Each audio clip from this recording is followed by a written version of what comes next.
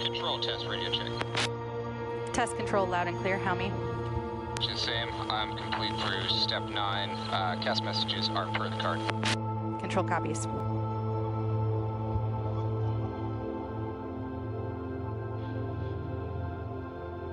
Alright, AOA trailing edge up, good back up indications. Avionics knobs coming on. Control. Gas switch coming to rectum.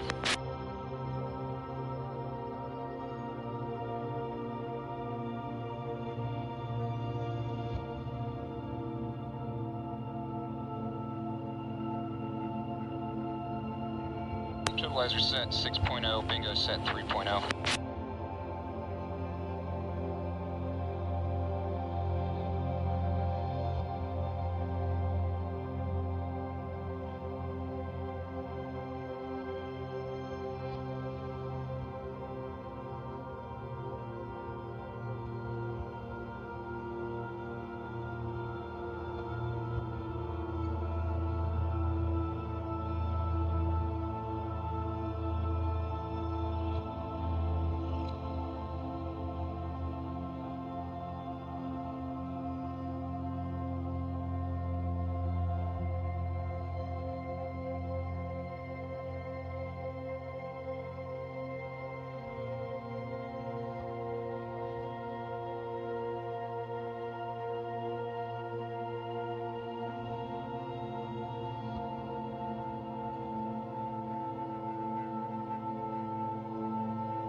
Alright, the only Avidyne alerts I have is ADS-B GPS position on left and right, and then FLTA off on right, as expected.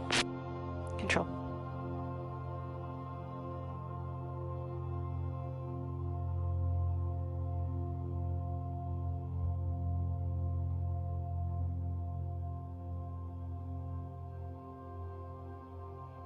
Test control, we're showing the FCS interrupt button is on.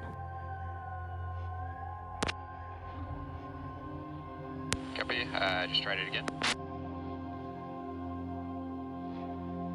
Looks good here.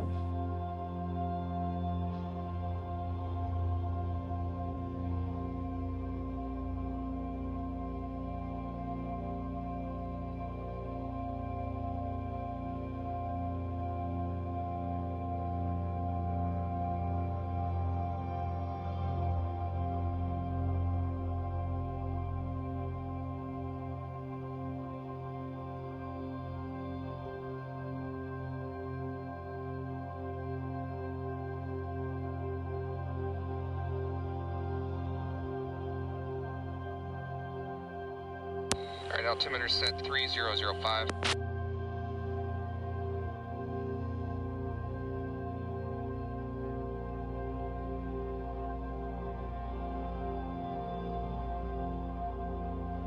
Alright, here comes no shake.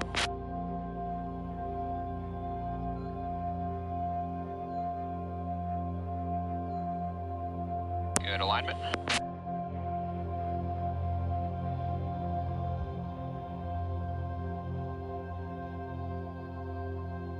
Alright, good agreement across all 3 attitude indicators.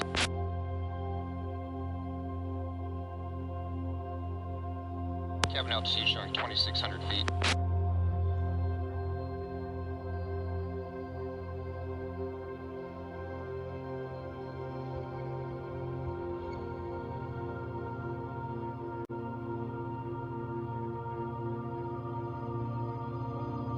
Gas messages are per the card, holding at step 26, fire test loop A.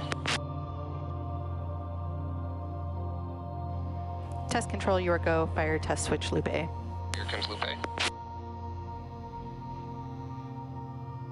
Good lights and messages, loop B. Good lights and messages, bulbs.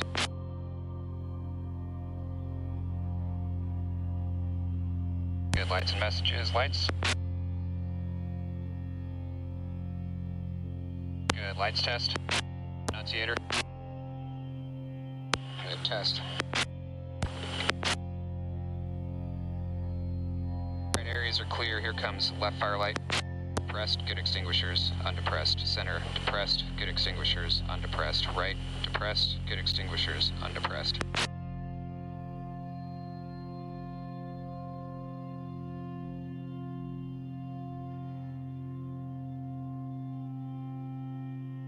Heat's off, let's go AOA vane trailing edge up.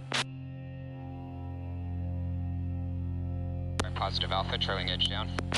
Negative alpha, beta vane trailing edge left. Nose left, trailing edge right. Nose right.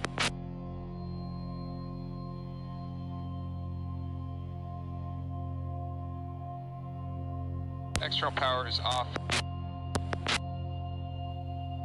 Flight controls are clear. Backup high pumps coming auto. Util press coming up.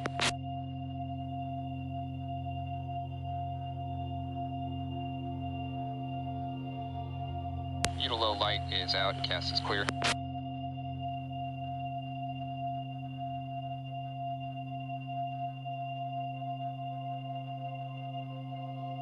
Util press stable 3020 psi.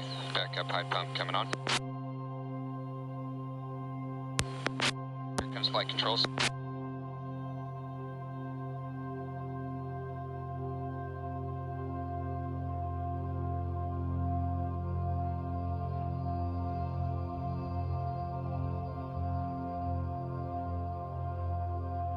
Alright, good, check.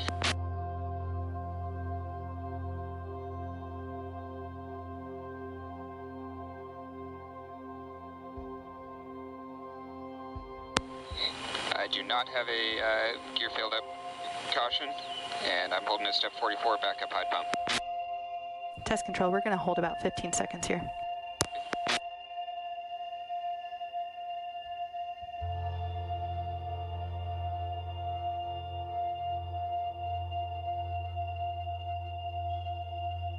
Test control, you are go backup high pump knob off.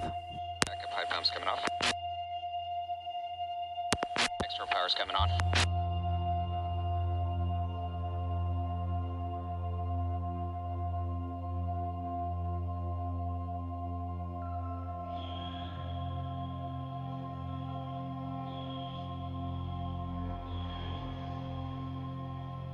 Brake accumulator's 2950.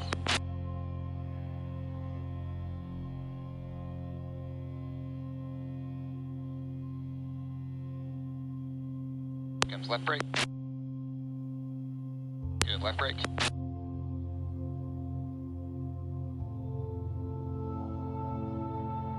Comes right brake. Right brake's good. And Chief, you're going to remove the gear safety pins.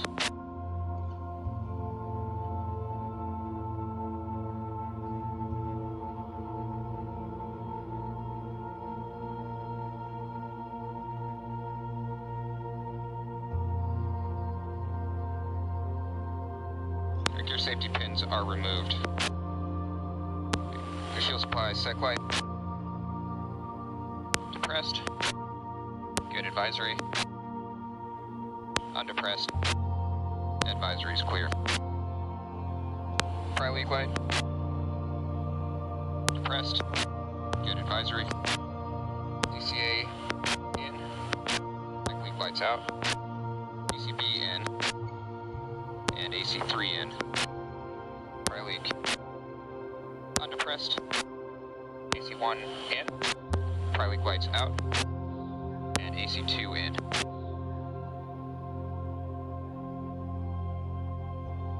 All other circuit breakers are in. Canopy's coming down. Control.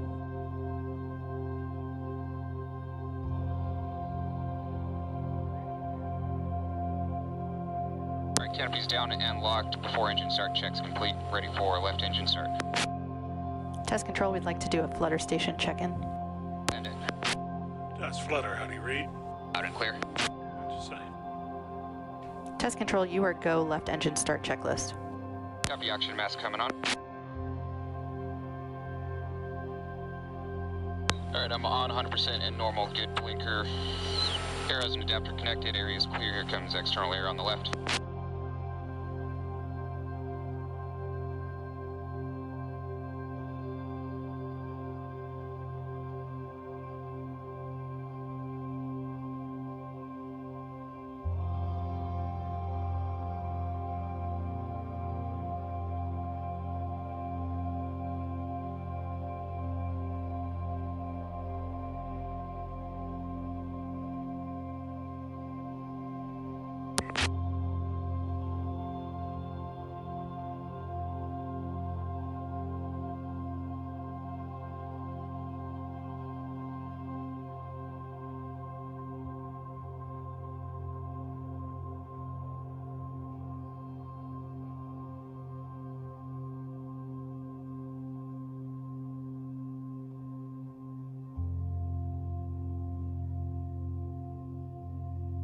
Right.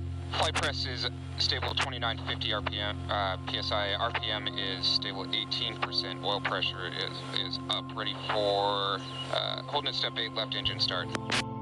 Test control, you are go, left engine start. Here comes left spark, left fuel. Good, light off.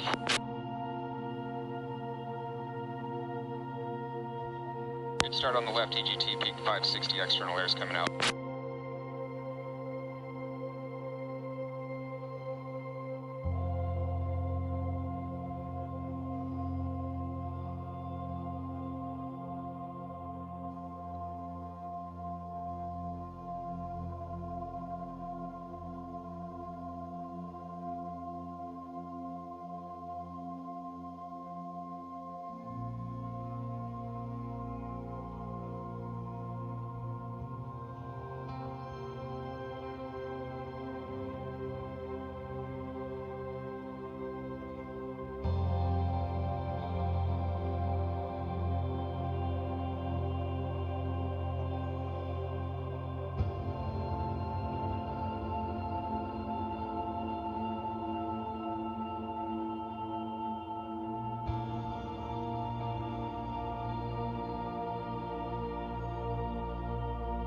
Right, external air is removed, panels closed, gen light is clear, external power is coming off. Gen essential bus voltage is 28.9, 28.8 respectively. Left throttle's coming to 62%. Control.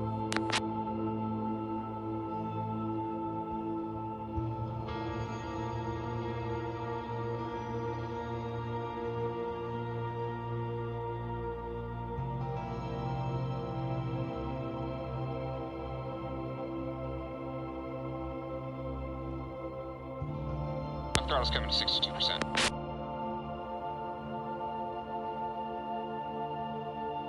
.62% set. Holding at step 17, battery switch. Test control, you are go, battery switch off. Right, battery switch coming off. Generator's holding the load. Right, here comes flight controls.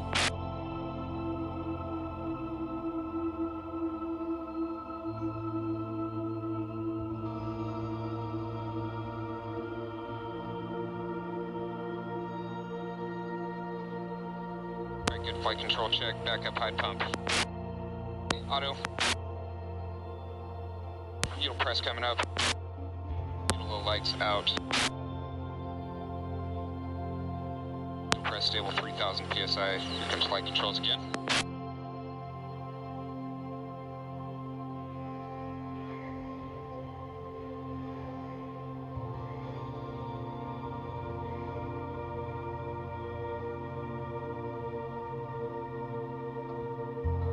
Alright, heights look good.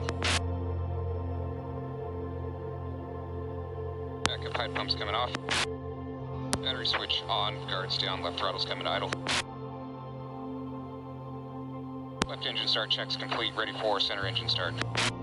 Test control, you are go, center engine start checklist.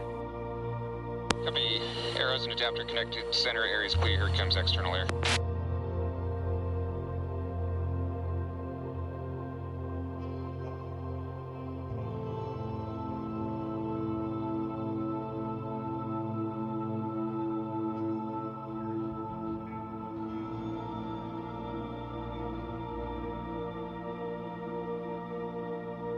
RPM's above 12%, holding at step 31, center engine start. Test control, you are go, center engine start. Here comes center spark, center fuel. Good, light off.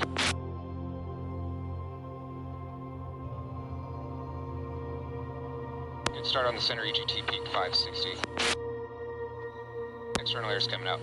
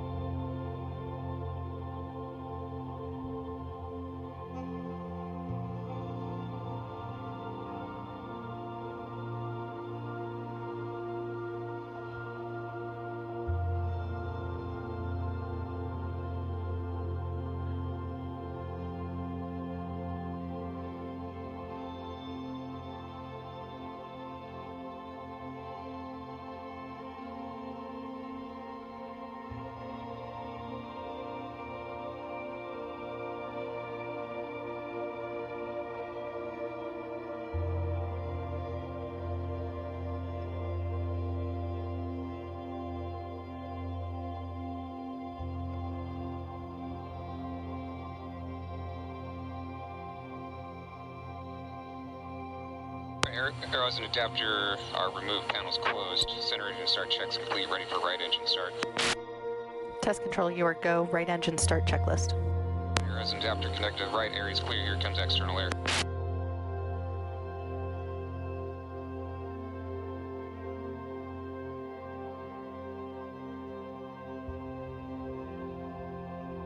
RPM's coming up, oil pressure's coming up, needle press coming up, lights out.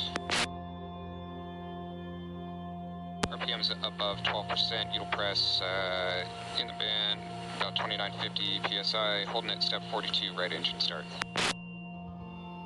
Test control, you are go. Right engine start. Alright, here comes right spark, right fuel. Good, light off.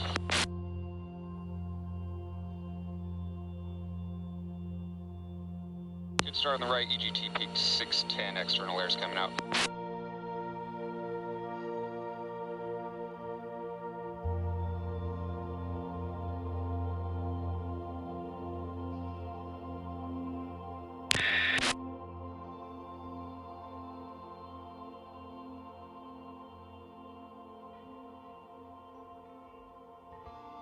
Test Chase 1, comm check. Loud and clear, Chase 1. Test Chase 1, comm check on my Victor. I got you loud and clear, Chase 1. Chase 1 up and ready. I'll be another 10 minutes or so. Chase 2 is up and ready also, wait. Copy.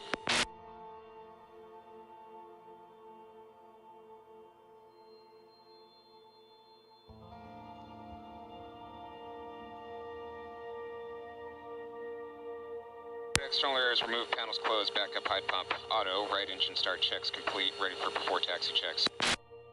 Test control, you are go. Before taxi checklist. Copy, external power is off and coming out. Circuit breakers are all in. As power's coming on.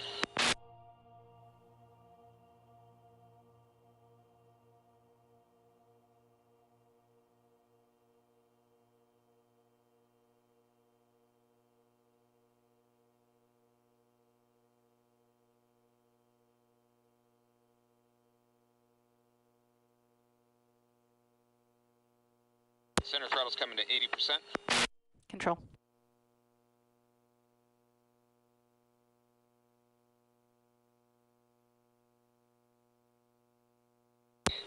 Set. Cabin switch pressurized.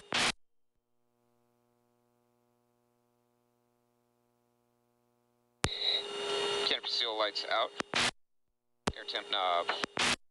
Full cold, holding at step 7, airflow switch. Test control, you are go. Airflow switch on. Airflow switch coming on. Good airflow, good squeeze. Good canopy seal, cabin altitude showing 2,300 feet, cabin switch. Depressurize. Staying at 2,300 feet, cabin, bleed air button pressed, airflow stops, altitude's coming up a little bit. Bleed air button unpressed, airflow resumes, airflow switch. Ram. Air temp auto, and center throttle's coming to idle. Control.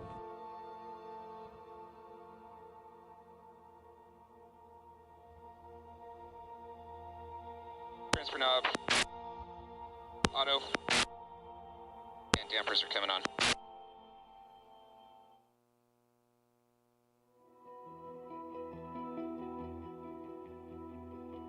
Dampers are on, ready for a nose and wing shake.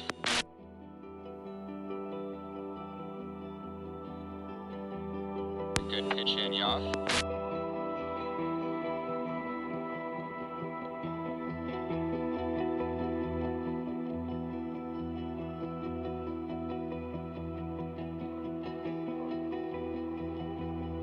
And good roll. Test control, dampers are nominal. Yeah, limiter low, roll deflection low, Q feel high. Got all 3 cautions, pointers are moving.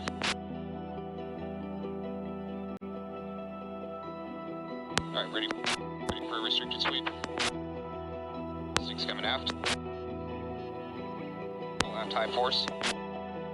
Forward. Full forward high force. 6 coming left. Full left restricted. 6 coming right. Full right restricted. Pedals coming left. Full left restricted. Pedals coming right. Full right restricted. Yaw limiter high, roll ratio high, Q fuel low. Cautions are clear, pointers are moving. And pointers are correct, ready for a full sweep. 6 coming aft.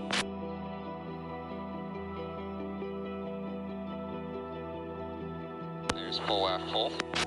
Low force rather.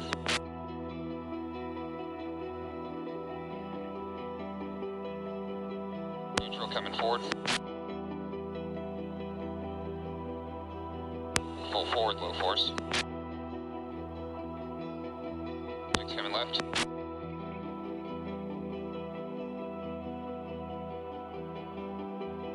Full left, full.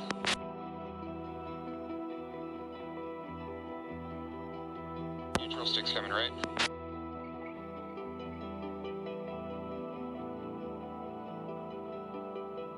Full right, full.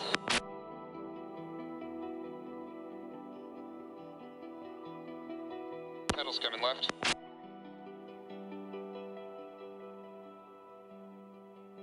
Full left, full. Pedals coming right.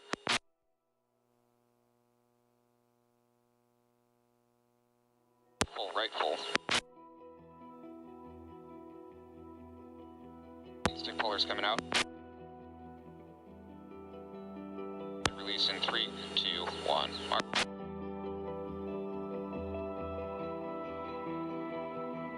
Alright, looks like a good stick puller. Limiter knob, auto, roll ratio, auto, Q fuel, auto. Pointers are correct, cautions clear. Gives trim.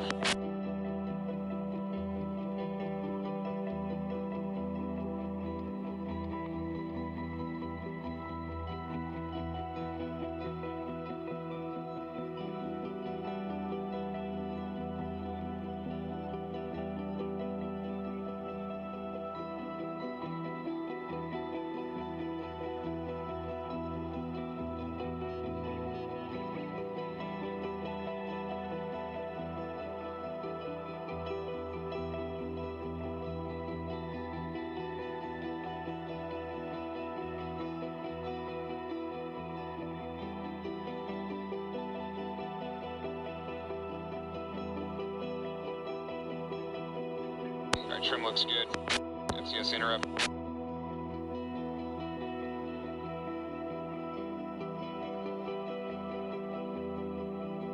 Alright, all 4 cautions and all 3 advisories. Trim doesn't move.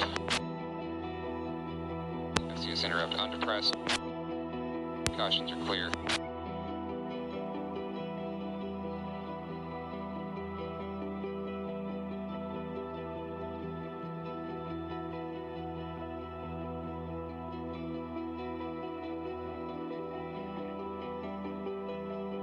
Trim set 11.9 up, 0, and 0.1 right with green boxes.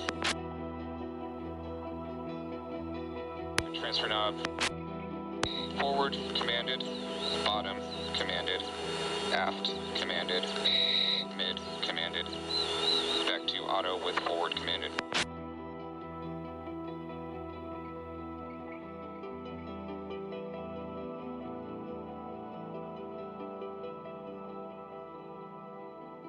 Our full 120-2 is selected. Start 4 in 65, duration 120. Test control profile is confirmed and you are go. Fez start stop button push.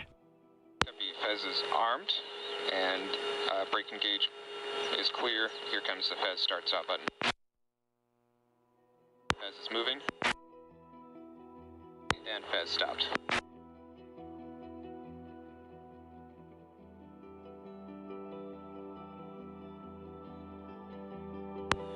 coming out.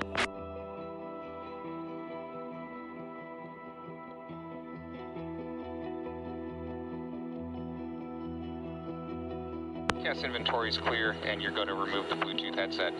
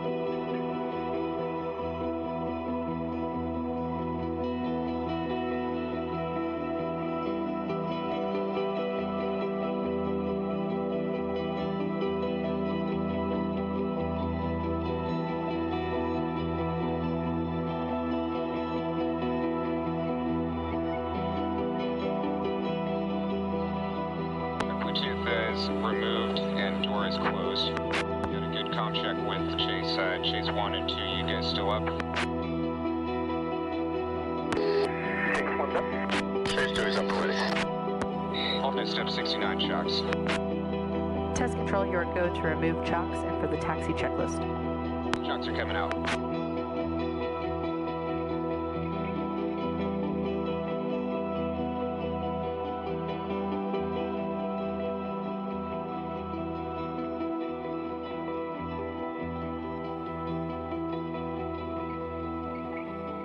Alright, shocks are removed. Chase 2 ready for taxi. Copy, holding.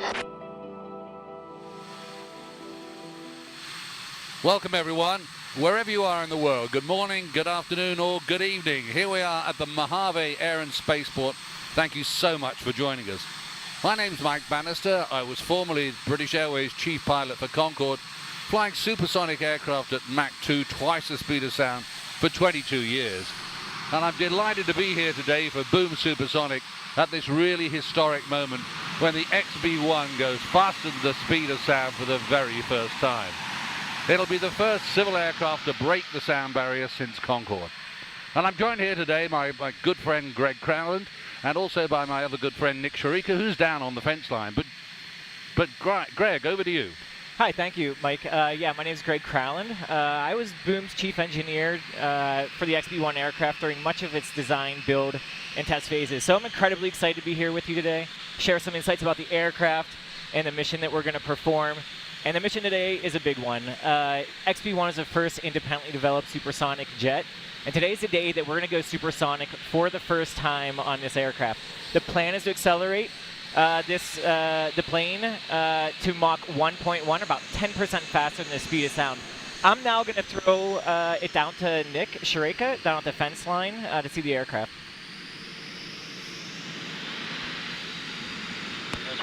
Hey there, my name is Nick Sharika. I'm the Chief Flight Test Engineer for Boom Supersonic. That means I've been involved in planning all of the XB-1's testing up to this point. Today is XB-1's 12th flight. We've previously expanded the entire subsonic envelope. And I see XB-1 taxiing behind me right now. Let's just get a look at XB-1 taxiing out.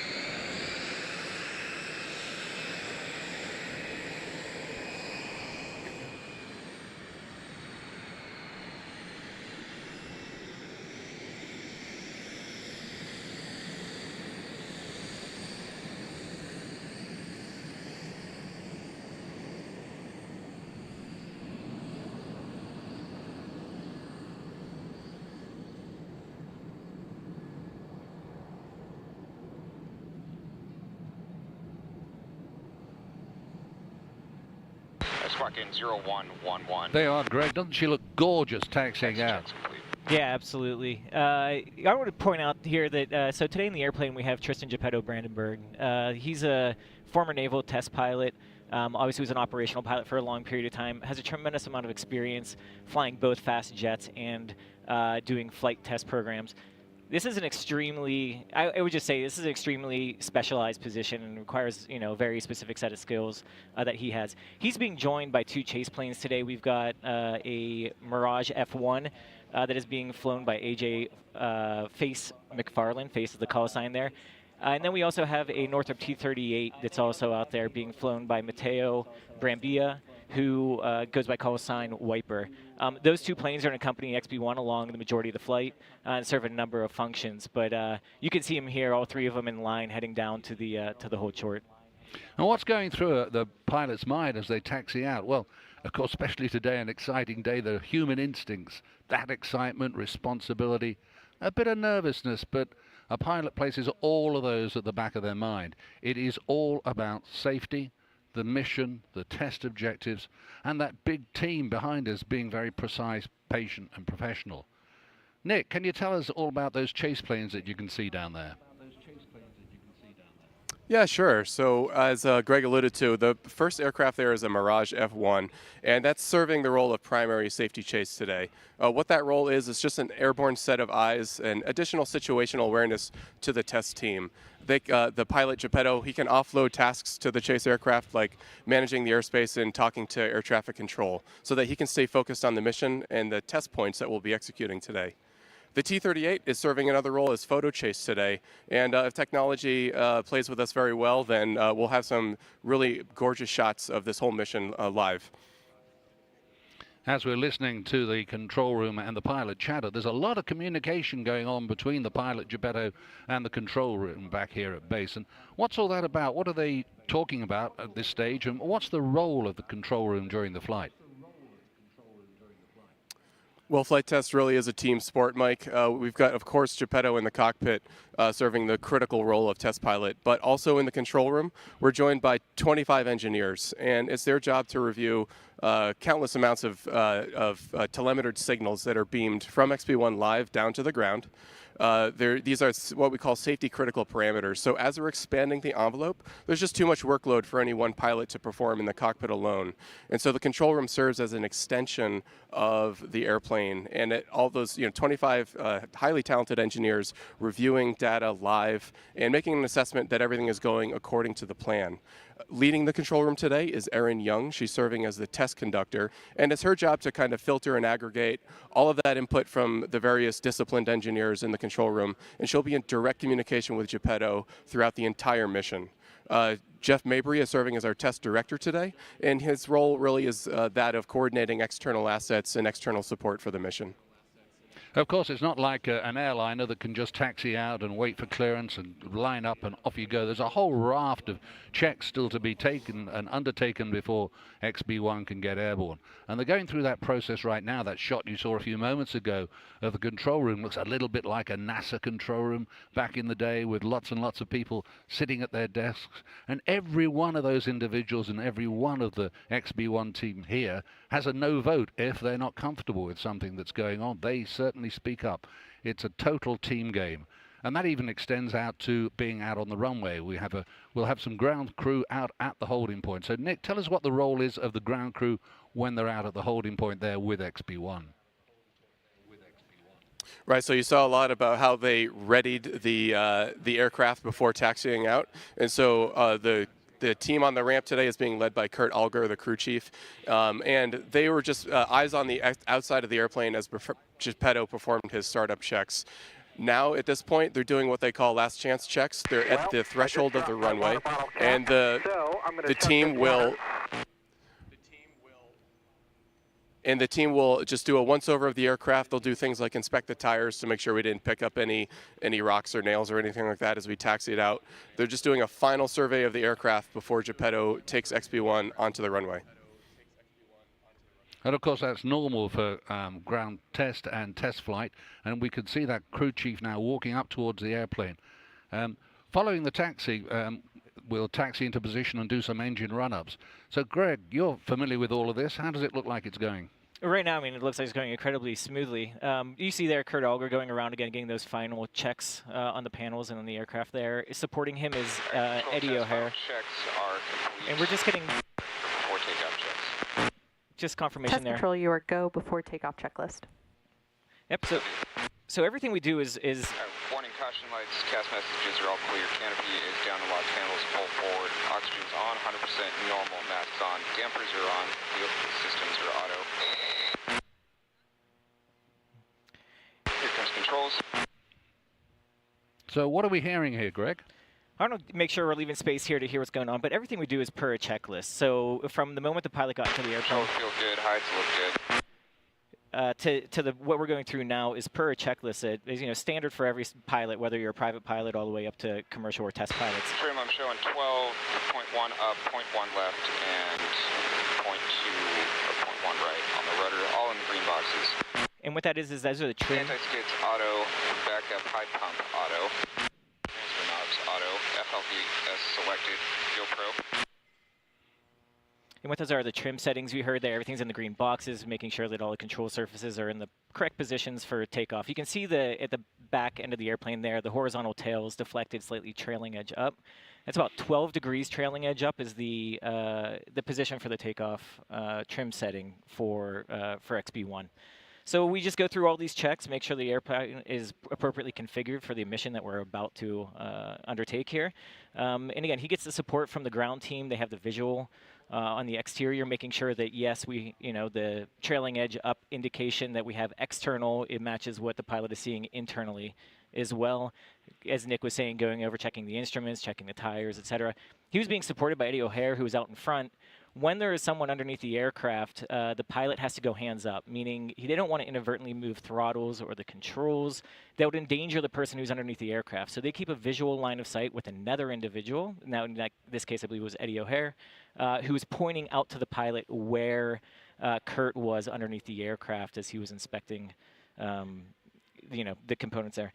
So now the next component here in the checklist is make sure that we have, again, all the pins are removed and stowed, and then we're going into the takeoff checklist. So, Nick, you want to tell us a little bit about the mission that we're expected to, and how it's expected to go today? Yeah, sure, Greg. Thanks. So today, of course, the objective is to safely break the sound barrier. This would be the first time that XB-1 accomplishes that feat. Previously, we've been to Mach 0.95, just 5% shy of the speed of sound. But we're going to do this today in a very special piece of airspace. We're going to take off, and climb to the east, and then turn around westbound and enter what's called the Bell X-1 Supersonic Corridor. That's a special piece of airspace that's famously named after Chuck Yeager in the first ever supersonic flight of any aircraft back in 1947. We have special permission to perform this mission today from the Federal Aviation Administration. They've given us a special waiver to perform today's supersonic testing. This will be the first time any civil aircraft has ever gone supersonic over the continental United States. All right, throttles are coming up. And as they taxi into position, Nick, we can see the two chase aircraft accompanying XB-1. What's the role of the two chase aircraft specifically? Stable. So what we're seeing here right now, Geppetto's actually just doing some engine checks, final verification that everything is within band, within parameters, limits for all the three engines. The two chase aircraft today, they're really just airborne support for Geppetto, helping offload any tasks that are required, keeping eyeballs on the outside of the airplane. If we have something like an oil leak or something, Chase can see it immediately. So the value of having Chase airborne on any test aircraft is pretty well documented, well understood. So I'm going to take a moment here to talk about what you're seeing kind of at the bottom of the screen there. We're providing you with a bit of the telemetry. Honestly, a small fraction of what's coming off the airplane. Throttles coming up for fuel burn. But what you see there is we have the altitude on the, there's a mission time. We'll just run a clock when the airplane takes off. But then we have the altitude. What you're seeing there at 2,700 feet, that is the elevation, above mean sea level that the airfield is at. So XB-1 is starting from an altitude today of 2,700 feet. The Mach 0.1 and then the airspeed that you see there in knots, it's reading right now as having speed because the instrument actually has a minimum amount of, basically pressure that it can detect. So it always holds just a residual value of approximately 65 knots or Mach 0.1. As the aircraft accelerates, you'll start to see those numbers tick up. In Mach, again, you're seeing that in right now. It's Mach 1 is the speed of sound. So every 10th of a Mach is 10% of the speed of sound. Airspeed is in true airspeed, so that is going to be the aircraft speed. Test control, I show you in band for fuel. Okay, we're go brake release. We're good for fuel. Copy, go brake release. And that's the indication that XB-1 is clear to take off. 1 and 2, you guys set? Chase 1, 2 ready to take off. Chase 1 set, see ya. So let's take advantage of this and just watch XB-1 on her takeoff roll as she leaps into the air for the first ever supersonic flight of an independently developed civilian supersonic aircraft.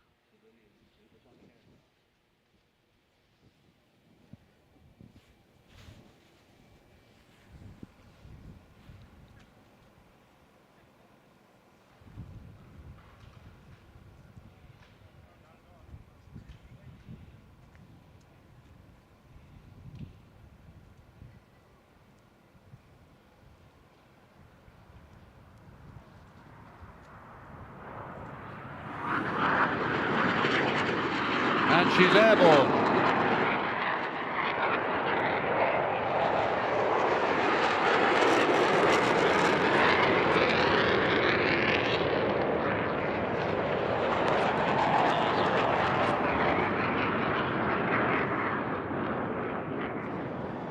Wow, that was fantastic. Doesn't she look gorgeous? Especially when the gear's up, she looks an absolutely beautiful airplane. And in the pilot's world, we say that if an aircraft looks right, she'll fly right, and XB-1 certainly looks right. The psychiatrists, in fact, tell us that an aircraft like XB-1 looks great, and we like it because it appeals to both sides of the brain, the left side for its technology and the right side for its stunning good looks. And she's climbing pretty steeply now, Greg. Why is she climbing so steeply as that? Mike, I mean, I've never had the opportunity to be outside and watch it fly. I've always been in the control room, and it is remarkable how quickly it does indeed climb. XB-1 is designed to be able to climb effectively with a single engine failed or single engine inoperative and the gear down. The gear provide a substantial amount of drag. That's why we pull them up early, getting off the deck, and we have all 3 engines operating. So we have essentially a tremendous amount of excess power. That clean and dry check that you heard right there, that's the chase plane will do an external inspection of the aircraft. And so they're looking at panels and making sure there's no movement, excess movement or flutter on any panels, no leaks or anything like that. So just an external, again, the benefit of having another individual right there next to the airplane able to inspect it from the outside. So with XB-1 in the air, Greg, what can we expect from this initial phase of the mission before we get to the point where we'll go supersonic? The initial phase of the mission here, the first card in our test cards here is take off and climb out. The whole function of this is to get into the correct airspace at the right speed and the right altitude to really set us up for entry into the supersonic corridor. So the pilot, Geppetto, and the aircraft, they have experience in the control room as well, all have experience with the aircraft during all altitudes up to 32,000 feet and the speeds that we're going to be experiencing at this point. So primarily, they're just evaluating, is the airplane behaving like we expect it to behave, as we've seen it behave in previous missions, and making sure that everything is aligned with expectations. So, Geppetto will be going through. Also, a number of systems will be coming active, and so he'll be looking to make sure that they're performing appropriately. Cabin pressurization is kicking in to pressurize the cockpit. Making sure the temperatures are all good. Test control, we're ready for a flutter comm check when you are.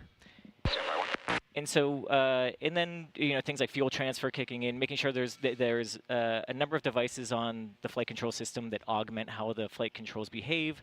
Those go through schedules that are a function of speed and altitude, so we'll be making sure that they're on schedule. So the control room's looking at that. Geppetto's looking at that. Test flutter, how do you read? And so what you're hearing here is that there's one person primarily that can speak to the pilot, and that's the test conductor, Aaron Young. When we run a flutter profile, there is a station in the control Test control, room. I have you in the climb to 34,000 feet. I have card 1 complete. Next up will be card 2, the Mach 1.1 expansion and flutter block. So, and so there's one other station. When you run a flutter profile, you're exciting the aircraft and shaking it. And so they're looking at data, the flutter station. It is only during a flutter profile that is being run that we give the flutter profile the ability to reach out directly to the pilot to tell them to knock it off if they see anything that they don't like. So that's what you just heard there. It's saying as Aaron was saying, there's no other point. Roger, test, you do copy, West beam active, 2425. There's no other real function on this card except to get to 34,000 feet.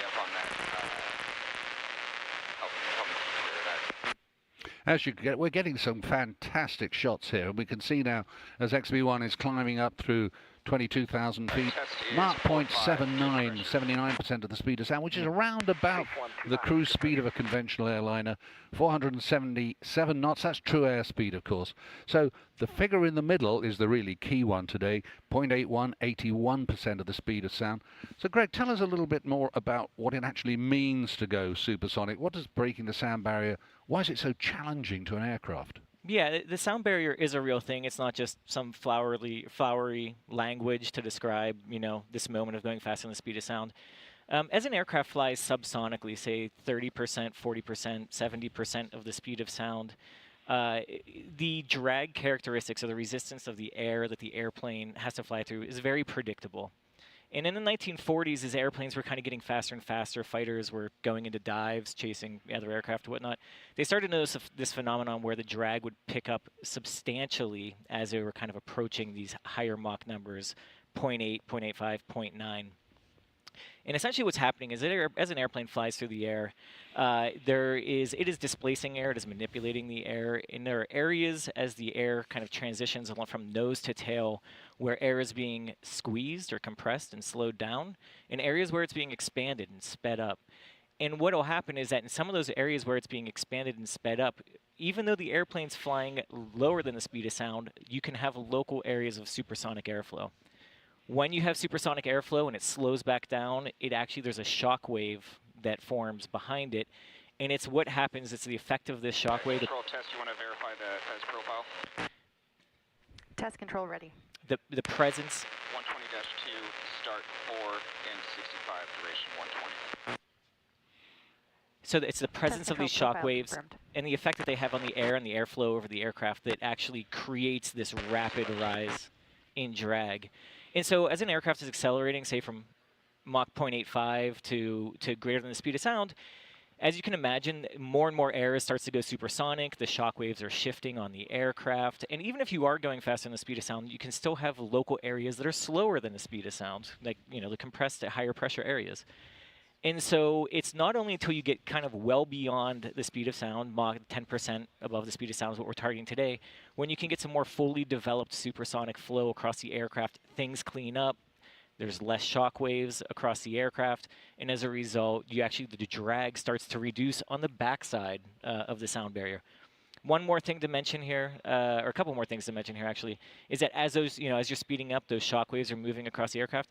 You can see effects, if it goes past a air pressure probe or port, you'll get disturbances in altitude and in airspeed. So do not be surprised if you see some fluctuations in airspeed and altitude as the airplane is going beyond the speed of sound. And then one more thing to mention here is that the engines do not like supersonic airflow. Fundamentally, they're just not really happy with it. And so the reason that the inlets are shaped the way they are, and the way you see this common on fighter jets and other supersonic aircraft, is they actually develop and control these shocks, these supersonic, the shocks that slow the air from supersonic to subsonic, to slow air inside the inlet, and to provide the engine with subsonic speeds, even though the aircraft is traveling supersonically. So that's one of the design features. Ways that you make an airplane go, easier break through the sound barrier. One, add more thrust, right? You can always, more power, more better. However, that's not an efficient solution. So some really clever people in the 1940s, 1950s, 1960s discovered that through clever shaping of the aircraft, you can reduce that wave drag. And so a lot of that is why XB-1 is such a long, slender aircraft with a long fuselage, very gently changing features and contours on the aircraft. And the reason for that is again to minimize the disturbance on the minimize the disturbance of the airflow on the airplane and the creation of those shocks. So hopefully that provides some insight as to a lot of the considerations that go into and the effects of breaking the sound barrier. Greg, that's fantastic. Also fantastic, these amazing air-to-air shots that we're getting. I mean, it's unbelievable that we're kind of looking over Geppetto's shoulder. And I'm glad to see you back with us, Nick. How are we getting these wonderful photographs? Yeah, that's right, Mike. So actually we have Starlink equipped in our Chase T-38 today. We're using a Starlink mini antenna that we've paired with an aviation data plan. And it's just pretty incredible. It's such a diminutive little device that's been able to, we've done some testing in the T-38, and basically we're getting broadband speeds, at 0.88 Mach, 31,000 feet. It's just the capability that it's brought to the game of flight test has been pretty incredible, actually. Very surprised by the capability. But that's what's enabling these live shots of XB-1 in the air as it prepares to go supersonic. And we can see XB-1 and the Chase in the turn now, looping around towards the area where we can go supersonic.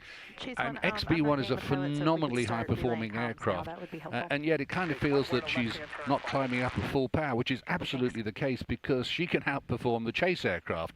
So Geppetto has had to throttle back a bit just to let the Chase catch up and then to keep station on him. And they're doing that now in the turn. As you can see from the indicators on the screen, 32,000 feet, Mach 0.88, and that's faster than any subsonic aircraft goes. Above that Mach number, when we go supersonic, there will be a little yellow flag pops up to tell us that we're supersonic, but that's just a TV indicator. Greg, how do we know, absolutely know, when XB-1 is supersonic? Well, that's one of the reasons that we're going all the way to Mach 1.1 today, is to make sure that we're clearing some of those transonic effects that can wreak havoc on. We believe that was a transient with the debalance on the cast. We think everything's actually okay. So, and why we're going to 1.1, make sure we make through all these transients that can cause error with the air data sensors, both with altitude and airspeed. We also have. Yeah, I think they're about to actually issue your go for Excel, so let's listen into the control room comms. Test control, your go for Excel to Mach 1.1. Go for Excel, Kestrel Gate. Kestrel Gate, go for Excel. So this is the really exciting part. Watch the Mach number in the middle of the screen. Chase 1, full gate. 3 engines and afterburner. Mach number's ticking up.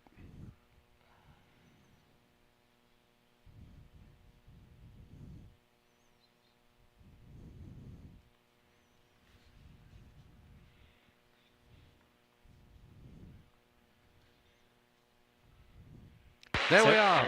XB-1 is supersonic, faster than the speed of sound. We've got confirmation from the control room that she is supersonic. What a wonderful achievement. Geppetto and the whole team know what a really historic moment this is. The first civil aircraft independently constructed that has ever flown supersonic. And Geppetto is the first pilot ever to do it. It is really thrilling moment. And we can see her right now watching it. Nick, how do you feel? Fantastic. Mike, I've been working on this program for years. Not just me. So many people have poured years worth of effort into this moment, and to just think that this is the first civil supersonic aircraft in American history, I'm to the moon, excited about how well that went. We saw the Mach number lingering there a little bit. It kind of paused at 0.97. We actually expected that. We talked about that in this morning's brief, how sometimes the air data doesn't really know what to do with that onset of the shock wave when it actually hits Mach 1. But then it came back at, we saw 0.04, I think, was the first indication. But here we are at Mach 1, 1.1. Airplane looks great, and they're into testing. Flying supersonically, what's the experience like? Well, from my experience on Concorde, there's absolutely no physical sensation once you're supersonic. There's also no physical sensation of going through the sound barrier.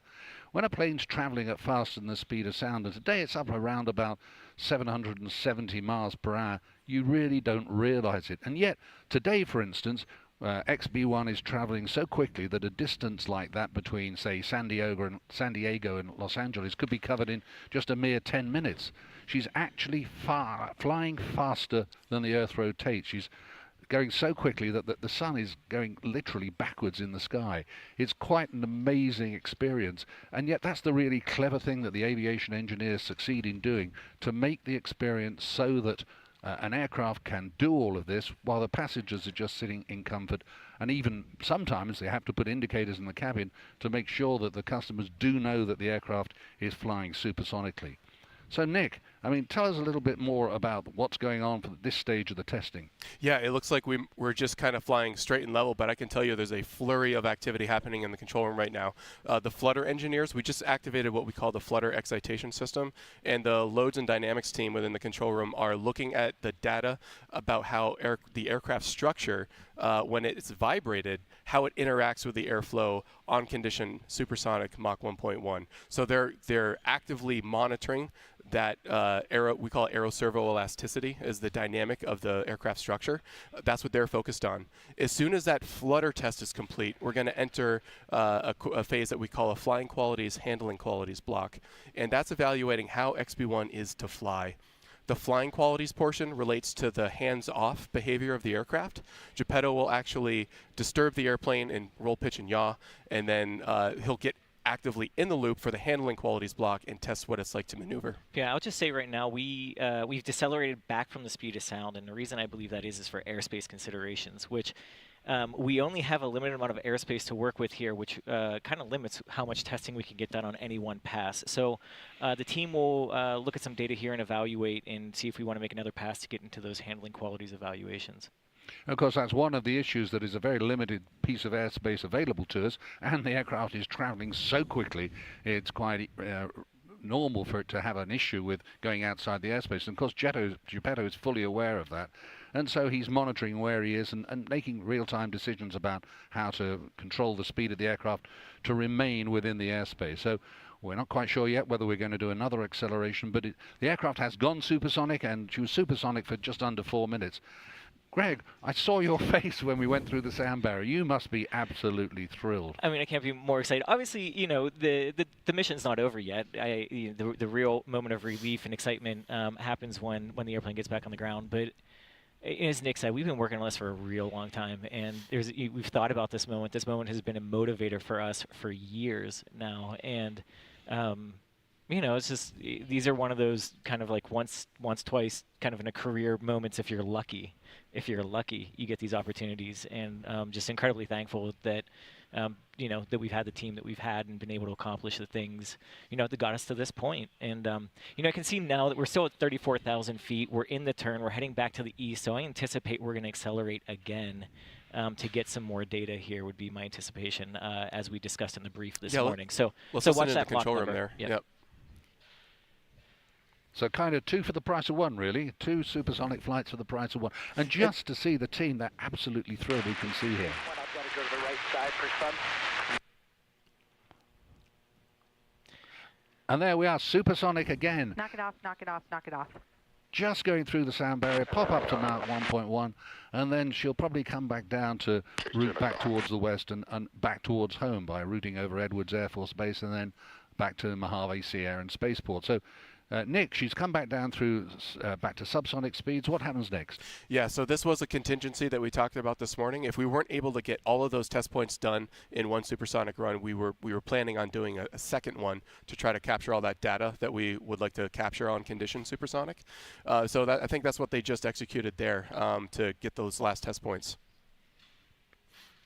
Well, the aircraft is still routing out towards the east, but she'll start to swing round in a moment to come back towards the Sea Air and Spaceport. And the handling characteristics at this stage, from my experience, are amazing, that the aircraft, a supersonic aircraft, can be handled so gently.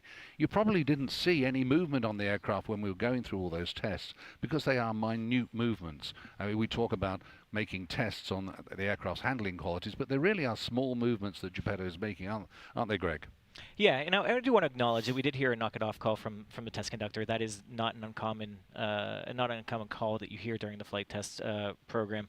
We're still up at about 33,000 feet and flying around at Mach 0.9, and then the control room will evaluate whether we want to get more test points today or not. And then obviously at some point we become fuel limited. But yeah, everything is a measured kind of decision on the airplane. And also, the pilot being extremely good at what he does, knows how to handle the aircraft and, during these supersonic test evaluations and handling qualities evaluations. So, we got the right people for the job. Well, I mean, and it's absolutely amazing, historic milestone, or milestones, as we went supersonically twice, because Boom is the first independent company ever to design, build, and fly a supersonic aircraft. And this is a demonstrator to demonstrate Boom's ability to do that. It's a capability demonstrator. And we all believe that innovation in aviation is necessary to get the industry to move forward. The industry has only really gone backwards in time in the last 20 years since Concorde stopped. Historically, the human race has always wanted to go faster. I mean, the horse was domesticated over 6,000 years ago to enable people to chase up their prey or run away from things that are chasing them. That was around about 15 miles an hour. Then ships came along and they got gradually quicker and up to around 25 miles an hour. And then latterly, in the latter parts of the 19th century, trains came along maybe up to around 50 miles an hour.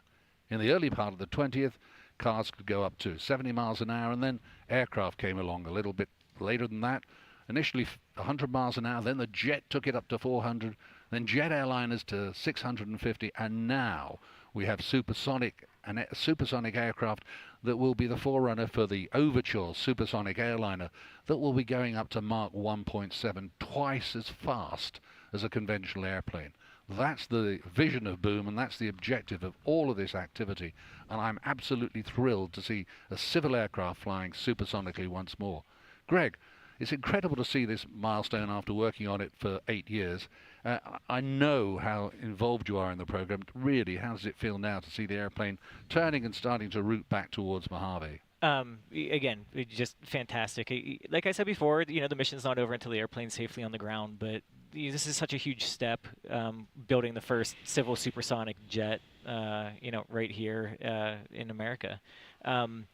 This jet really does have much of the enabling technologies that are going to enable us to go ahead and build a commercial supersonic airliner that is available to the masses. This is like this test specifically, this day today, we were able to collect a bunch of high quality data, and that data goes directly into the tools that were developed for the design, for the development, and for the evaluation of the performance and handling qualities of XB-1. It's those same tools that sort of graduate over to the commercial development effort, but now we actually have data that we can use to anchor those tools, calibrate those tools just that bit more, and make sure that we're getting high quality predictions. And that's what enables us to rapidly iterate on the design and really tune the design of that commercial vehicle, making sure that we are going down a path of economically viable, environmentally viable supersonic travel in the future. And so just, this is what it's all about. This is why we did this program, was to come out here and have a day like today and get this data. So the aircraft's right out to the east now, making that turn to start heading back towards Mojave. Nick, we've got this extra second supersonic run and an extra return to base point. Are there any extra tests that can be put in during this, or are we just now recovering the aircraft and waiting until the accolades for what really is a historic achievement? Yeah, I think right now, Mike, it's all about coming home and getting return to base. We call it RTB. So that's what Geppetto's focusing on right now. I actually say it looks like we're in AB at Mach 0.96 and 34,000 feet. This is an indication to me that we are going supersonic again once more on the heading to the southwest, back into that corridor. So very much along the same line as our first supersonic run. An indication to supersonic. We are now supersonic 3 times on this flight, which is quite unbelievable. And it's great. We have the fuel for it. So we're out there, and again, the objective here is to get the data, and that's what the team's doing. You sure it's not just Geppetto having a great day out there? I mean, I'm sure Geppetto's having a great day out there. It's interesting because I know that Geppetto's been supersonic a lot of times in his life and in his experience with the F-18s, F-5s that he flies for Navy aggressor squadrons, etc. But I can promise you, no time has been more special than today. And I'm pretty sure he didn't expect to get three cracks at it. So Mike, when I was out there at the fence line, I just took a moment just for me. I just watched it take off, because every time that we've flown to date, I've been in the control room looking at data. So I had like myself a little Anakin Skywalker moment there. Let me look upon you with my own eyes, and it was truly emotional just to see the airplane fly for the first time. I'm to the moon that it's going well enough that they've elected to do a third run and clean up all the data points. And it looks like they're in the handling qualities evaluations now. There's a little bit of maneuvering going on. You can see this would be indicative sort of a roll step. You want to evaluate in the handling qualities evaluations all three axes, so there'll be a pitch input, and really what this is to see how the aircraft, you put a disturbance in it and how does it settle out, and a lot of the predictions that go into this and the tools that we have, it's a lot about the flying dynamics of the aircraft. If some of you are wondering, like, we're in afterburner, it's like, why is the aircraft, and now you can see we're out of afterburner and start to decel here a little bit. Did you want the pacer? Sorry, I'm off condition already. And so it might be a question. Let's wrap it up and head on home. If you're in, Chase 1. so it sounds like we're good. That's it right there. Head home. So we're going to start to decelerate and descend. But you may be wondering, hey, if you're in afterburner, why? How are you holding at Mach 1.1? In test control, you're good for descent and recovery. And so. Coming down. And so, how are you good, holding at Mach 1.1? An interesting thing about test control afterburners. At card 3 complete. Next up is card 4 recovery and return to base. There it is. Copy. So that's Now we're done. yeah. Well, we're done when we land. Science collected, science performed, data collected. We're on our way back home. But interesting about afterburners is there's a min afterburner all the way through to max afterburner, so you can throttle in afterburner as well. So Geppetto was actually in approximately min afterburner. There was a chance that maybe a little bit above, but that was something, again, with the performance predictions that we have.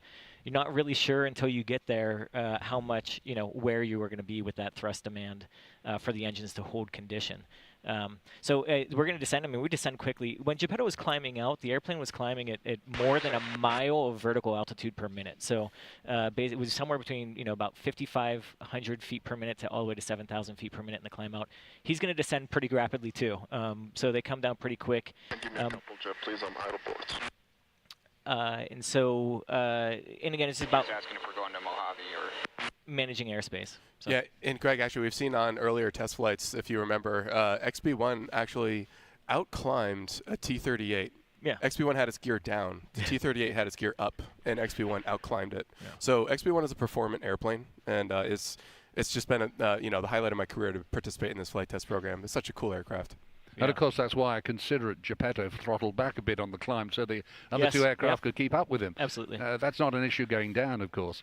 And as you can see, we're on the way down, coming down through 22,000 feet. Greg, you mentioned Geppetto's experience. I believe he's had about 200 carrier landings. And in a carrier landing, of course, there's also a chap or a lady that stands on the carrier and gives you landing directions. Now, I believe we're going to use that later on today. So, do you want to take this opportunity just to highlight what that's all about? Yeah, so in the Navy, they have an individual that stands on the back of the ship called the LSO, or Landing Signal Officer. And this has been employed since the early days of aircraft carriers and still is used today. That individual will help talk a pilot down to the landing point. And in this case, we have an individual who's going to be standing next to the runway, basically right abeam of the touchdown point. And what they'll do is they'll give verbal feedback to the pilot, both start a right turn here. Both about altitude. So on glide slope, if you're above glide slope, below glide slope. Reset altimeter 3005. And then if you are left or right of center line. So those are the kinds of calls you hear. When the pilot makes contact with the LSO is called paddles. That is because back in the day they used physical paddles to give these sort of visual indications as well. And so they'll make contact. They will have exclusive use of the comms. The pilot, you'll hear him relaying numbers. It might be something like saying 1.8. On initial contact. That is the aircraft's fuel state. That gives paddles information about, do I need to get the airplane down on the ground now, or do we have a go around? Can I wave them off if something's slightly off nominal, etc. And then they'll talk them down. That's not the only landing aid. The primary landing aid that we have on this aircraft is a forward-looking vision system. And so, back in the day, your day, Mike, on Concorde, you guys had to have that droop. Altimeter is reset 3005. You had to have that droop nose in the visor so that the pilots could physically. Here, and that'll set us up for a straight in. Sorry.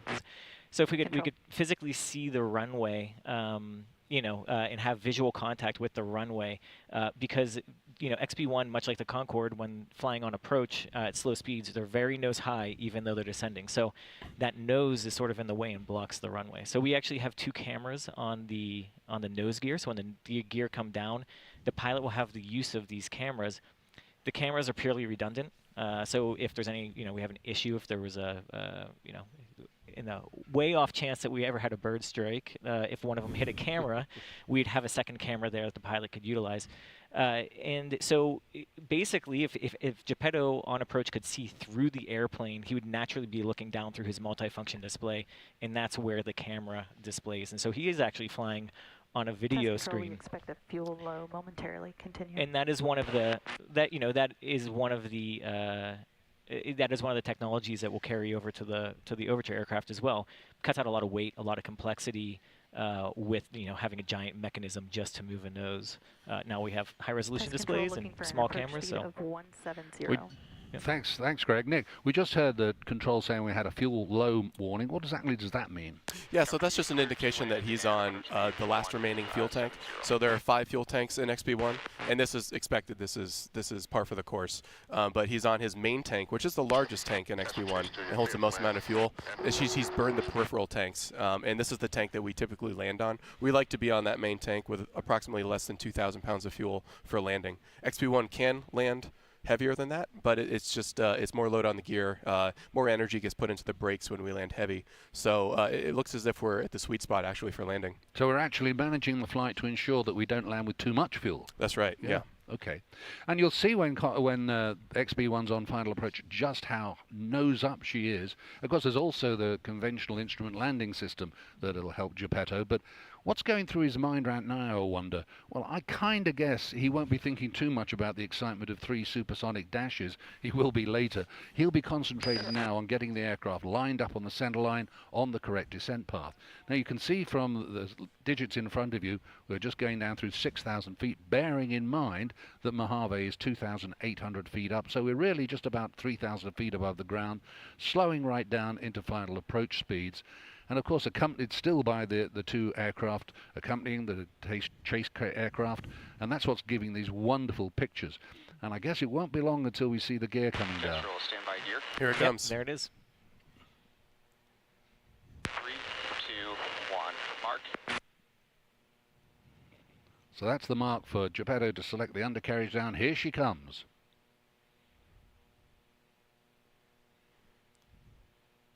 And we'll get verification from both Geppetto and the control room here. Lock, dampers on, fuel systems auto, anti-skids auto, 170. That's the landing Control. checklist that they just completed. Yep. Looks like good gear, Mike. As a landing gear designer, my heart melts every time I see that gear come out. I think it's beautiful. And this is a really special landing gear, isn't it? It is. It's bespoke for XB-1. It was a custom gear. Yeah.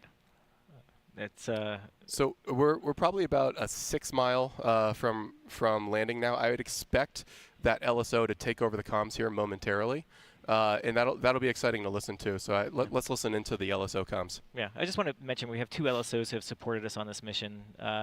Zach Pleiss, call sign Sprite, again a former naval aviator, and Charles Wickware, call sign Wignut. I believe we're going to hear Charles on the comms today, would be my guess. But both of them are here today. It's a big flight, and obviously, you know, we all want to be a part of it. So what we'll be listening for is Paddle's contact in a very nice, calm, friendly voice. And then you'll hear Paddles giving advice to Geppetto about being on glide path, on center line, or maybe even slightly above, or slightly below, or slightly left, or slightly right. And Geppetto's got enough experience flying XB-1 and the XB-1 simulator. He's got many, many hours. Hundreds of landings. Yeah. So he'll be really familiar with this. So it's just an additional piece of assistance for him to get the right approach path and the right speeds. Yeah, XB-1 is a test aircraft, and so this is a brand new system. There it is. We'll listen in. Headwind 7 knots. Strong glide slope, strong center line. Test 1.8. So you have glide slope center line and test given the 1.8 fuel call. You're a little high, but looking down, you're on center line. And you can see there like a difference between the angle of attack of XB-1 versus the Mirage next to it. A little high coming down on center line. Like those airplanes are flying the same speed, both in the same descent, and and one of them is substantially nose up. High coming down on center line. That high angle of attack, a characteristic of the Ogive Delta wing. Concorde had a high landing angle of attack. Very similar to that. Approaching glide slope, you're on center line. There's glide slope, you're on center line. On glide slope, on center line.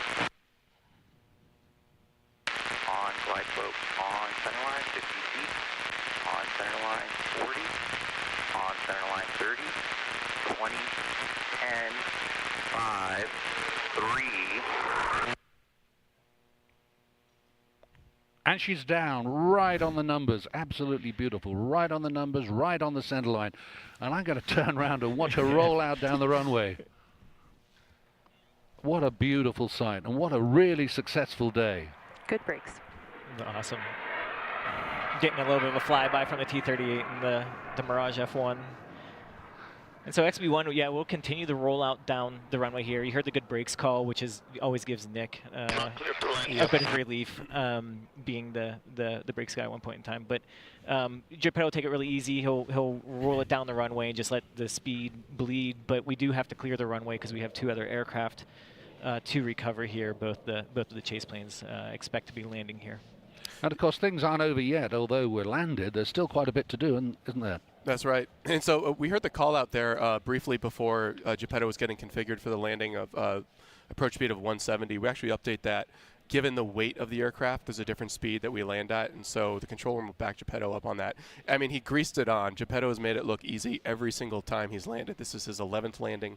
In the real XB-1, of course, hundreds of landings in the simulator to prepare for it.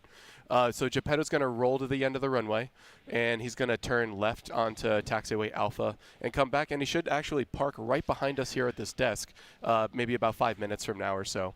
After that, there's a standard checklist that he'll execute to safely and properly shut down the airplane. And after that, you'll see the crew chief, Kurt, will probably, and his team will swarm the aircraft, perform a series of inspections on the airplane, make sure everything looks good. You'll also see somebody connect a data cable, an Ethernet cable, right in there to the side of the airplane. And that's the most important part right there. After the safe landing is assured, it's all about, show me the data.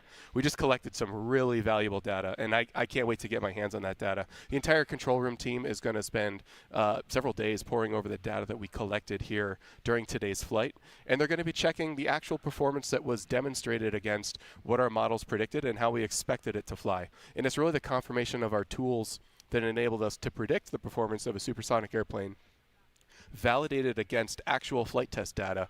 That's the whole point of doing flight tests right there, is to prove that your ability to design and build and predict how an aircraft is going to perform, that's actually true. And so we've got our litmus test here today, our proof data that we'll use to inform future efforts on Overture.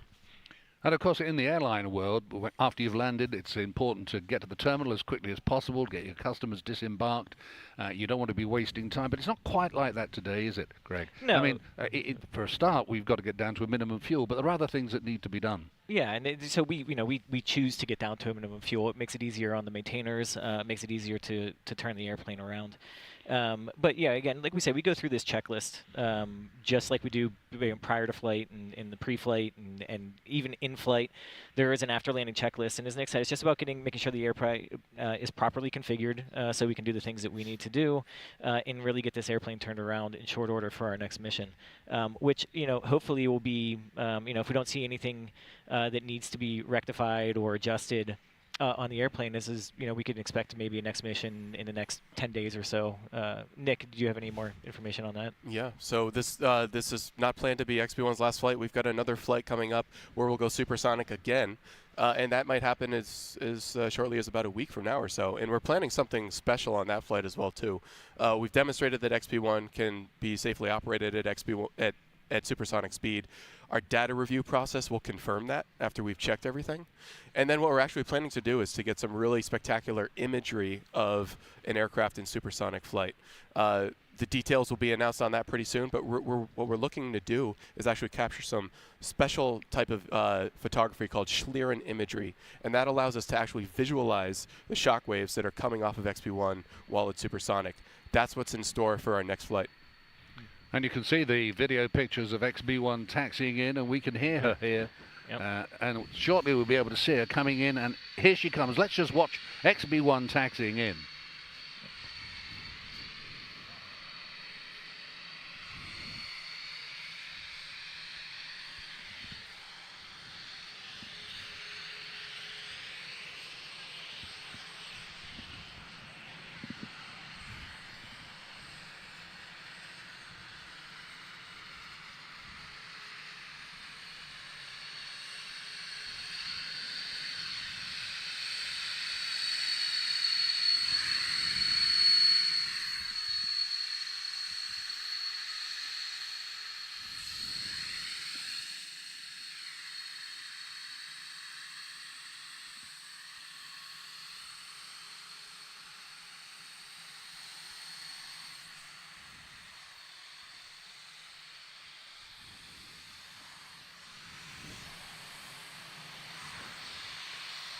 And Geppetto's parked her right on the numbers, right outside the hangar here. And as you can see, or we can see here, people are gathering the cameras, video cameras. They're all coming back from the park line where they were watching the flight. A drone flying past the aircraft to give really good views of the whole aircraft. And I think I actually caught a smile there from Geppetto at that very moment. And you can see the ground crew just getting to work, immediately securing the aircraft. Again, we want to maintain this as a healthy test asset, obviously. They'll do another inspection. So engines are off right now, mercifully. A little bit quiet out here, but they're going to do a walk around of the aircraft to make sure, see if there's anything that they need to get a start on before the next mission. And yeah, they're on their way over there. I think this actually is going to conclude my portion of the broadcast, but I do want to. I have a couple of thank yous that I want to say first. Mike, incredibly appreciative of you coming out and spending your time with us here today and participating in this event. But not only that, obviously you've been an advocate for this mission and a friend of this company for an extremely long time. And you've been super helpful in just, you've given your time to us, and I can't thank you enough for your participation. I also want to thank Blake. Obviously, without Blake giving us the opportunity, trusting in us to do this mission, none of this would be possible. And so I wouldn't be here today if it wasn't for Blake Scholl and Boom Supersonic. So incredibly thankful for, again, like I said, his trust in us and in providing us this opportunity to go out and do what we did today. I want to thank a whole bunch of folks who participated in this program. We've been working on this plane for a long time, and there's members of the team who made significant contributions to the aircraft who are not able to join us today. And I really just truly want to say thank you to them, and I hope that they understand the impact that they've had and can feel a part of the success and celebration that we're going to have here. And then lastly, it's been a long time. We've had a lot of families who have had members of those families out here in Mojave supporting flight tests for the past year and a half. And I know it's been hard for those families, and I'm so thankful that they've been able to support our crew and kind of, keep things together while we've been out here chasing our dreams. And again, I'm just incredibly appreciative of them, and they have as much credit and success in this as we do. So just want to thank all those families of our crew members here today. Well, thank you, everyone. Oh, thanks very much indeed, Greg. I know how heartfelt that is.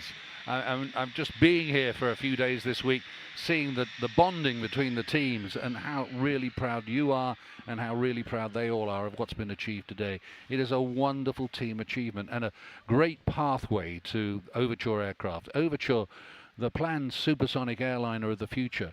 And it's planned that she will be rolled. The super factory that's in North Carolina is already built, and we'll start moving towards launching of the aircraft in around about 18 months' time. The engine to power it is scheduled to be run for the first time this year, and we're on a real strong pathway to a supersonic airliner returning to service. It's really important to me and to so many people that we make steps forward in aviation, not steps backwards. It's been a long time since we had to say we can't do that anymore. And I can see on the horizon an opportunity for everybody to travel on supersonic aircraft on Overture again. It makes the world smaller. It brings people together.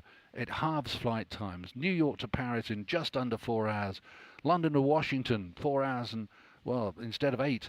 And they're just 2 examples. There are more than 600 supersonically viable routes around the world that airlines can profitably fly. And because of that, Boom already have orders and pre-orders for 130 aircraft from airlines like United Airlines, American Airlines, and Japan. And that super factory's already completed in North Carolina. So the future of supersonic travel is looking incredibly promising. We really will connect cultures, countries, and people across the world together, making long-haul transoceanic travel faster, more accessible. It's not just about speed, it's about making the world more connected. So I'm on my own here because the other 2 guys have left. They're out on the ramp. Let's have a look behind us and see whether Geppetto is coming down the steps. And yes, he is. So let's watch him deplane and then hand over to Nick out on the ramp.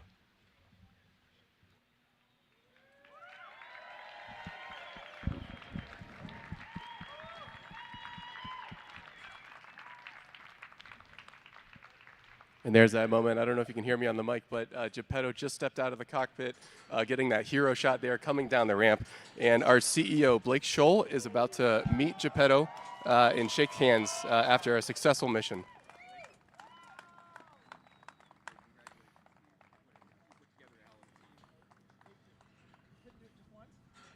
No, I had to do it. Had to get 3 of them in there for you. Congratulations, you are the fastest civil pilot alive.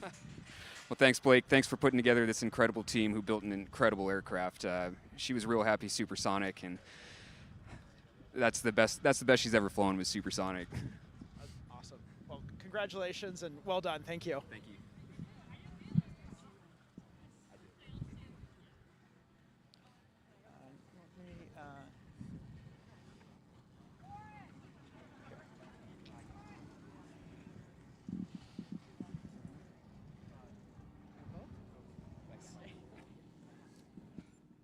Cheers. Cheers. To many booms to come.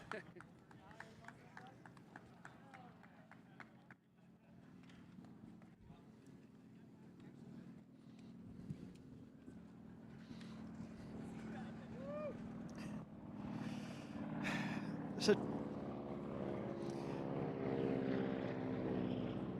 a little bit slower over there. Today's a day that I've been looking forward to for more than a decade, and it makes me so proud of this team, so proud of this country. America is the only place where a relatively small band of people can decide to do something and just go do it. And today we did. This afternoon we get to celebrate. Tomorrow we're back to work because it's time to go big.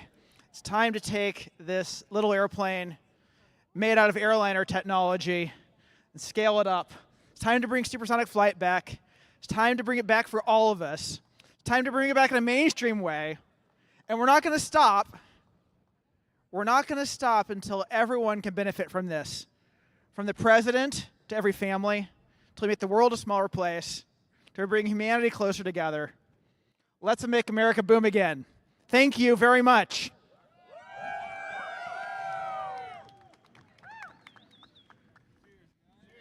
Cheers.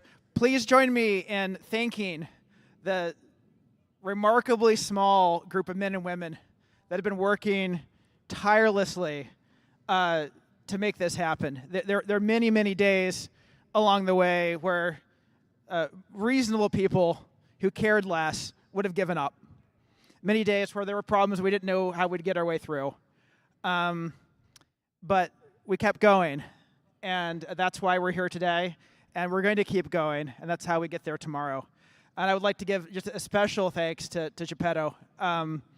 Everyone on this program has been committed and invested in the outcome, but there's a reason history remembers test pilots. Because you had the courage to get in the seat and to take an airplane to a place in the flight envelope had never gone before. So thank you Thank you for taking that risk. Thank you for giving everything you've got for the future of flight. Thank you, Geppetto, and cheers.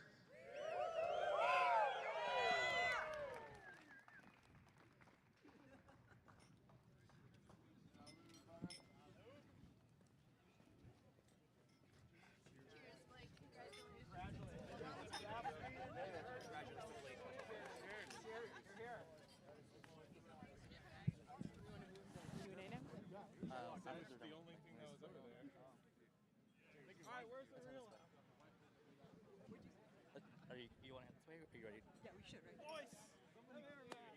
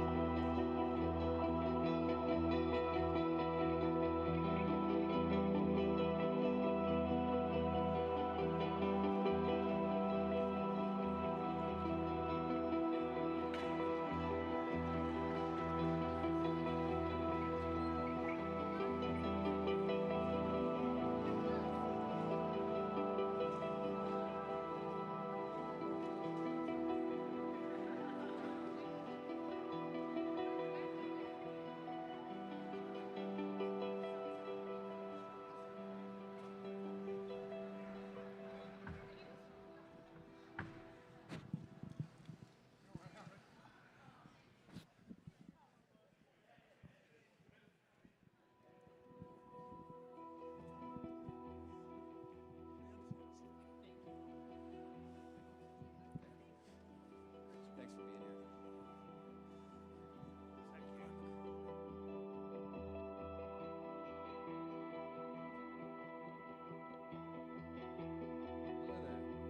For those of you joining us, my name's Mike Bannister. I used to be the British Airways chief pilot for Concorde, flying supersonically for 22 years. So I kind of got a feeling about what's been going on today. But before we get into this Q&A session, will you join me in welcoming to the stage Geppetto and Blake, who've made all of this happen. Well done.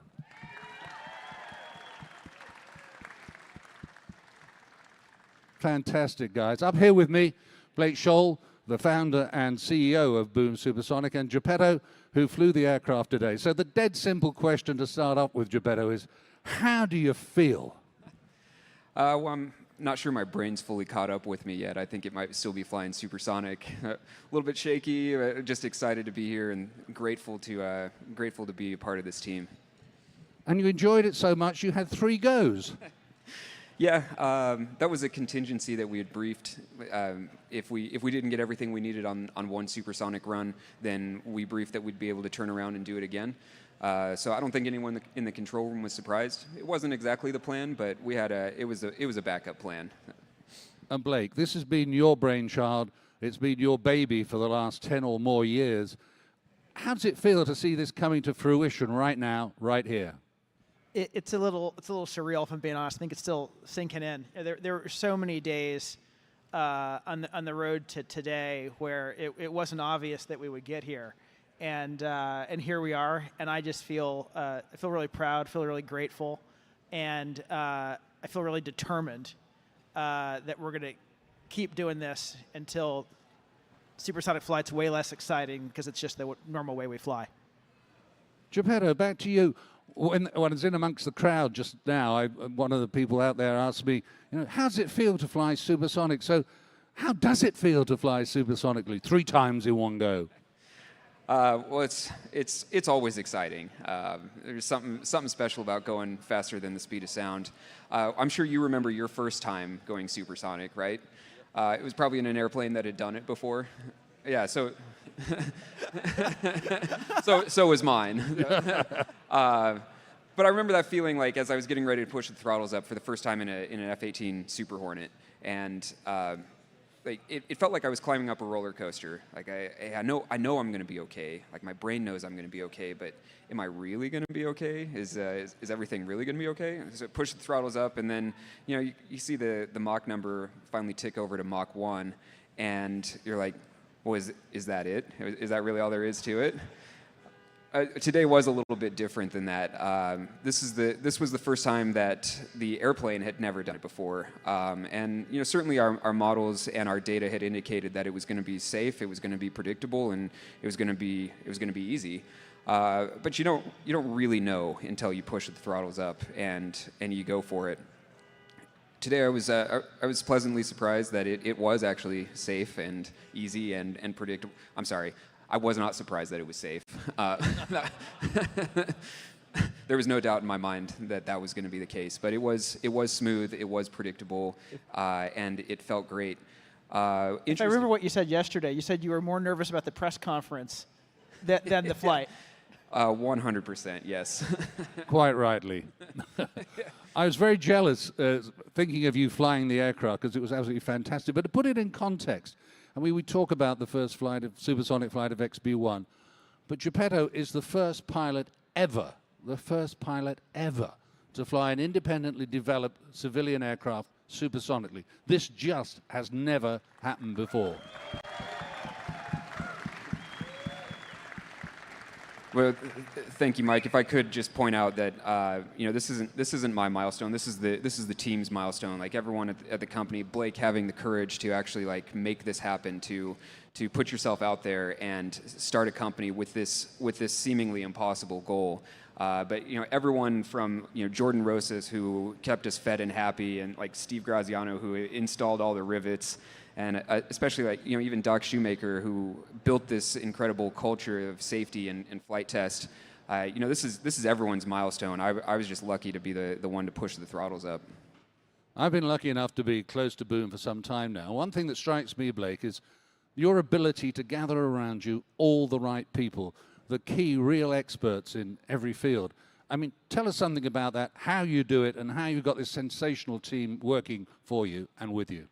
So if I think back to the earliest days of starting the company, I would tell people that I wanted to build a supersonic jet, and I could always tell the first question was, and people didn't always say it out loud, but the first question was always, are you crazy? And if I could convince people that the answer was just maybe no, then the next question was, how do I get involved and help? And I think the mission is what really makes this possible. The world needs supersonic flight. Passengers deserve it. Airlines need an alternative that's better. America needs to build the next generation of airplanes. and the significance of the mission is what causes great people to come and be part of this.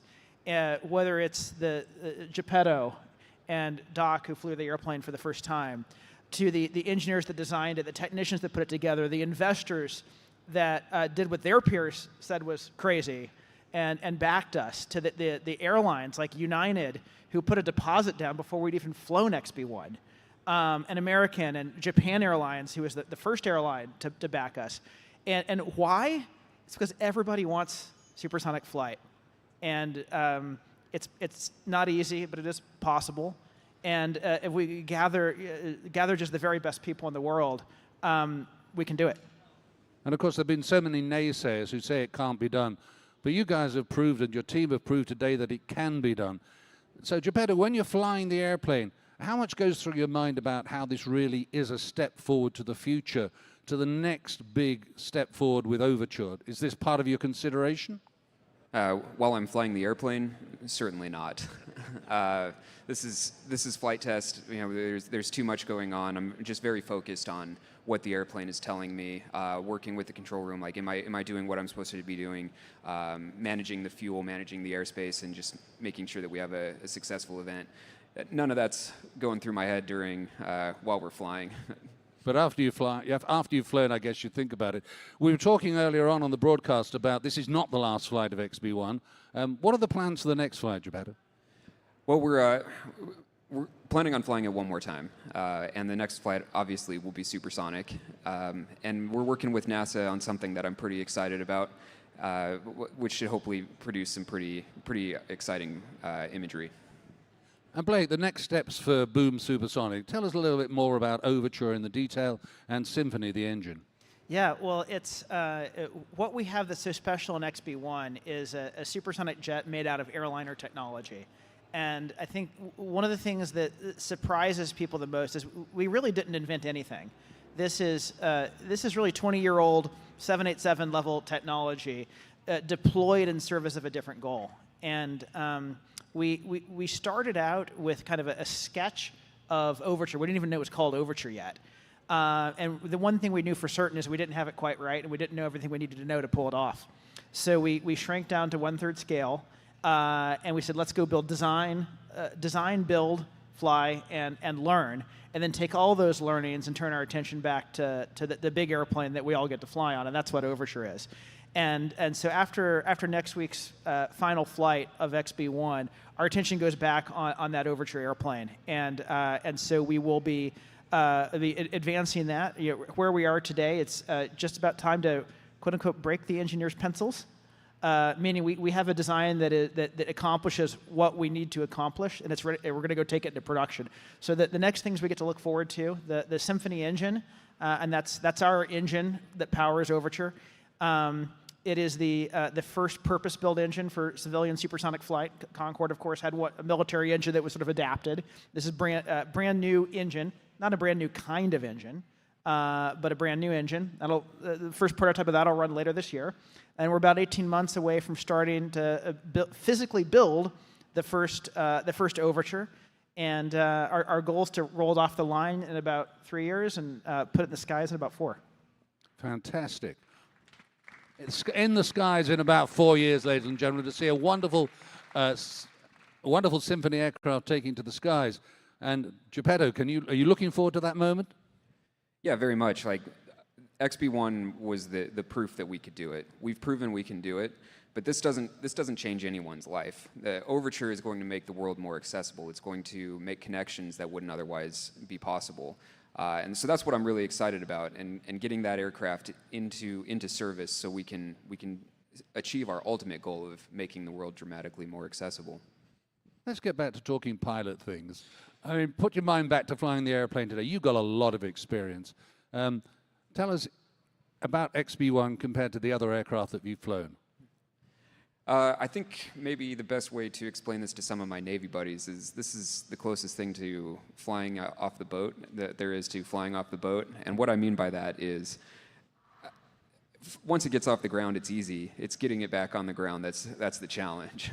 So once I took off, you know, I'm kind of in my happy place. And when she was supersonic, it was that was the smoothest, like best flying that she's flown yet. Like supersonic flight was really her happy place. She really liked it there, and it was a real dream to fly XB-1 supersonic. Landing is always a bit of a challenge, and today was no exception. Landing off the forward-looking vision system or our augmented reality system, something I practice a lot in the simulator, and I'm grateful to Zach Pleiss, Wingnut, and Charles Wickware, Zach Pleiss, Sprite, and Charles Wickware, Wingnut, as our landing signal officers who help me get back on ground every single time safely. Well, we could see from the outside, and you got it absolutely on the numbers, in right the place, right time, bang on the center line. So what a great job for you and all those around you. Blake, you touched on the future. There have been a lot of naysayers about the future of supersonic aircraft, and yet you're convincing people that it's doable, and you're convincing people that it will happen, and you've got now this demonstration of your capability. How do you continue to convince people that this is the future? We just need to keep doing it. You know, there's always going to be naysayers, and but they don't make the future. We get to choose to do that, and I think that the history of flight is just such a poignant example of how that really works. You know, of course, the first airplane was built by bicycle entrepreneurs. In no way, shape, or form were the favored team or had the resume to do this. And shortly before they did, the naysayers were saying it'd be a million years before we ever had an airplane, but they pulled it off, and then we had a half a century of just really steady progress and speed. We had Concorde, and then we kind of lost our way, and the future, the future is not automatically better. Somebody has to make it better. And I think, and that's why I'm grateful for the opportunity, for the team, for the support. And success is absolutely not guaranteed. Overture is very, very much harder than what we flew today. And it will not be a straight line path from here to success. There'll be twists and turns, there'll be setbacks. It's virtually guaranteed. But the important thing is not giving up. And maybe one day we'll have a skeptics flight across the Atlantic. And would you like to compare for us your philosophy within Boom Supersonic about how to go about building exciting airplanes compared to the legacy major aircraft manufacturers that are out there right now? Do you do it the same way, or do you do it differently? We think we should do it faster and better. In the 40s, 50s, 60s, airplanes were developed very, very rapidly compared to what they are today. And yet today we have better technology and better tools than ever before. And yet the safety bar has come way up. And I think it's our job to figure out how to move fast while also staying safe. And we've learned a lot on the XB-1 program about how to do that. About how to build a culture of safety, but also what other things go into the process that cause us to be slow or enable us to move fast.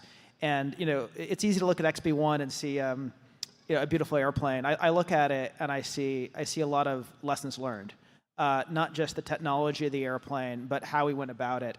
And I believe small, mighty, vertically integrated teams can do things that the big guys wouldn't even attempt. And that's our future. We're coming towards the end of our Q&A, so I'm going to ask the same question of both of you. I'll ask you to answer it in turn, not together. For the people here, and there's a wonderful crowd here of great supporters who've been really enthusiastic, and the people all over the world that are watching on live stream, what one memory would you like them to take away from today? Geppetto. I'm sorry, I need a second to think about that. Maybe. Okay, Blake. Oh, I was really glad you asked him first.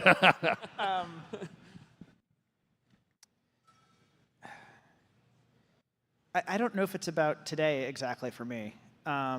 It's been 10 years to get here, and if there's any one thing I could just share with the world, it would be to work on the biggest, most important things you can always work on, and whatever you do, don't give up.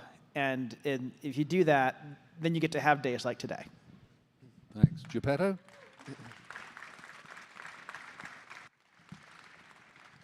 I think that what I will remember and what I hope other people take away from this is that what a small team of really dedicated people can make happen.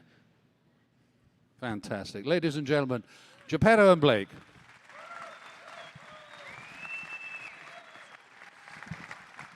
Thank you, Mike. Thank you very much indeed for joining us, those who are here, and for those that have joined us on live stream to witness the first American civil supersonic jet break the sound barrier and the first civilian independently produced jet ever to go faster than the speed of sound. Ladies and gentlemen, Boom Supersonic and the XB-1.